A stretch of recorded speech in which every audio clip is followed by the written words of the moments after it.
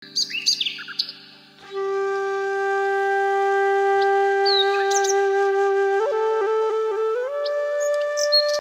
ஊர் வைத்தியம் நேயர்கள் அனைவருக்கும் வணக்கம். அதாவது குடல் சுத்தமே உடல் சுத்தம் அப்படின்னு நம்ம முன்னோர்கள் சொல்லியிருக்காங்க, சித்தர்கள் சொல்லியிருக்காங்க. இன்றைக்கி வரக்கூடிய அனைத்து வியாதிகளுக்கும் அடிப்படை காரணம் என்ன அப்படின்னு பார்த்திங்க அப்படின்னா மலச்சிக்கல். மலம் சரியாக கழிக்காதது, குடல் சுத்தமாக நாம் வச்சுருக்காதது. இதுதான் பார்த்திங்க அப்படின்னா நமக்கு வரக்கூடிய நோய்களுக்கு அடிப்படை காரணம். அதாவது மலச்சிக்கல் வந்தது அப்படின்னா பல சிக்கல் வரும் அப்படின்னு சொல்லுவாங்க. அதுக்கு அடிப்படை காரணம் என்ன? மலச்சிக்கல் வர்றதுக்கான அடிப்படை காரணம் என்ன அப்படின்னு பார்த்தீங்கன்னா, உடல் அளவுக்கு அதிகமாக உஷ்ணமாகிறது. இது ஒரு காரணம். உடலுக்கு பொருத்தமில்லாத உணவுகளை சாப்பிடுதல், இது ஒரு காரணம்.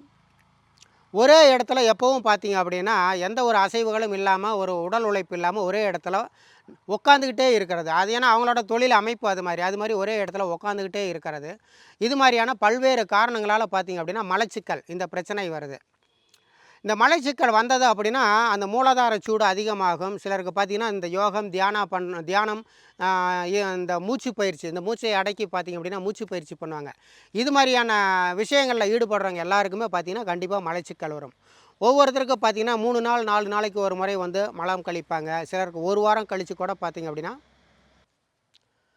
சிலருக்கு 1 வாரம் கழித்து ஆட்டுப்புழுக்கை மாதிரி மலம் தீஞ்சி கருகி ஆட்டுப்புழுக்கை மாதிரி வரும். இது மாதிரியான பிரச்சனைகளெல்லாம் பாதிக்கப்பட்டவங்க முதல்ல என்ன பண்ணணும்னு பார்த்தீங்கன்னா, முதல்ல வயிறை சுத்தம் பண்ணணும், குடலை சுத்தி பண்ணணும். அதற்கு என்ன பண்ணணும் அப்படின்னா, பேதி மருந்துகள் நிறைய இருக்குது. நம்ம தாத்தா பாட்டிகள்லாம் என்ன பண்ணுவாங்கன்னா, ஜஸ்ட்டு ஊறுகாய் தான் தருவாங்க. ஏன்னா இது பேதி மாத்திரைன்னு சொன்னால் யாரும் நம்ம சாப்பிட மாட்டோம் அப்படின்ட்டு பழைய சோறு ஊற்றிடுவாங்க, அதில் கொஞ்சம் தயிர் ஊற்றிடுவாங்க. அல்லது வெறும் நீராகாரத்தை மட்டும் போட்டுட்டு இந்த ஊறுகாயை மட்டும் சாப்பிடும்பாங்க. அந்த ஊறுகாயை தொட்டு சாப்பிட்டோம் அப்படின்னா ஜஸ்ட்டு ஒரு அரை மணி நேரத்துக்குள்ளே பார்த்திங்கன்னா வயிறெல்லாம் கடமுடன்னு அலச ஆரம்பிக்கும். வயிறு கழிய ஆரம்பிக்கும். அதாவது குடல் சுத்தன்றது பார்த்திங்கன்னா தாத்தா பாட்டிகள் அந்த ஊறுகாயிலேயே ஒரு மருந்து செஞ்சு அந்த ஊறுகாயை அவங்க சாப்பிட வச்சு அதை வச்சு நமக்கு குடல் சுத்தி பண்ணினாங்க.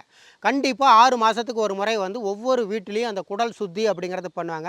சிலர் பார்த்திங்கன்னா ஆமணுக்கு எண்ணெய் அதை உள்ளுக்கு குடிக்க கொடுப்பாங்க. அது மாதிரி குடித்தாங்கனாலும் அந்த குடல் சுத்தி ஆகும்.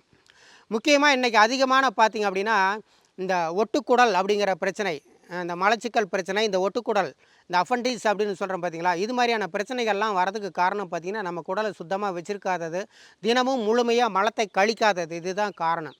அப்போது லகுவாக இருக்குது அப்படின்ற அதாவது இந்த மலச்சிக்கல் லகுவாக இருக்குதுன்னு சொல்கிறவங்க வெறும் கடுக்காய் பொட்டி மட்டுமே போதும்.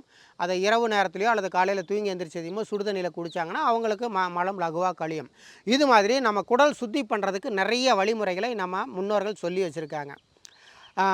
இப்போது இந்த குடல் சுத்தி பண்ணின பிறகு என்ன பண்ணணும் அப்படின்னு பார்த்திங்கன்னா, உடல் சூட்டை கரெக்டாக மெயின்டைன் பண்ணணும். அதுக்கு என்ன பண்ணணும்னு பார்த்திங்கன்னா, வாரம் ஒரு முறை எண்ணெய் தேய்ச்சி குளிக்கணும். இது ஒன்று. இது ரொம்ப முக்கியமானது. இன்றைக்கி எண்ணெய் தலைக்கு தேங்காய் எண்ணெய் வைக்கிறதே இன்றைக்கி நிறைய பேர் மறந்துட்டாங்க. ஹேர் ஸ்டைல் அப்படியே காற்றுல பறக்க விட்றாங்க. அதனால் முதல்ல வாரம் ஒரு முறை எண்ணெய் தேய்ச்சி குளிக்கணும். தினமும் தலைக்கு எண்ணெய் வைக்கணும். அது எந்த எண்ணெயாக இருந்தாலும் சரி. இப்போ தான் தேங்காய் எண்ணெய், அந்த முன்னோர்கள் காலத்திலலாம் பார்த்திங்கன்னா விளக்கெண்ணெய் மட்டும்தான் தேய்ப்பாங்க. எல்லாருக்கும் விளக்கெண்ணெய் தேய்ச்சி விடுவாங்க. சிலருக்கு அதிகமாக தேய்ச்சி விட்டாங்கன்னா முகம் பூரா வலிஞ்சு வரும். இது மாதிரியெல்லாம் விளக்கெண்ணெயை பயன்படுத்தினாங்க. விளக்கெண்ணெய் பயன்படுத்தின வரைக்கும் நமக்கு யாருக்கும் எந்த நோயுமே வரலைங்க. சமைக்கிறதுக்கும் விளக்கெண்ணெய் பயன்படுத்துவாங்க. உள்ளுக்கு சாப்பிட்றதுக்கு அல்லது தலைக்கு தேய்ச்சிக்கிறதுக்கு எல்லாத்துக்குமே ஆமணுக்கு எண்ணெய், அதாவது இந்த கொட்டமுத்து எண்ணெய்ங்கிறத தான் பயன்படுத்தினாங்க. அதுக்கு பிறகு இடையில தான் நிறைய எண்ணெய் வகைகள் இப்போ வந்துருச்சு. அது மாதிரி இந்த கடுக்காய் பொடி இதை சாப்பிட்டாலும் மலச்சிக்கல் பிரச்சனை தீரும். நிலாவரை பொடி இதை சாப்பிட்டால் கடுமையாக பாதிக்கப்பட்டவங்க நிலாவரை பொடி சுடுதண்ணியில் அவங்க தேக ஆரோக்கியம் அறிந்து 1/4 டீஸ்பூனோ 1/2 டீஸ்பூனோ அவங்க தேக ஆரோக்கியம் அறிஞ்சு சாப்பிட்டாங்க அப்படின்னா அவங்களுக்கு இந்த மலச்சிக்கல் பிரச்சனை தீருங்க. இது மாதிரி பல்வேறு வகையில் குடல் சுத்தி பண்ணக்கூடிய வழிமுறைகள் இருக்குது.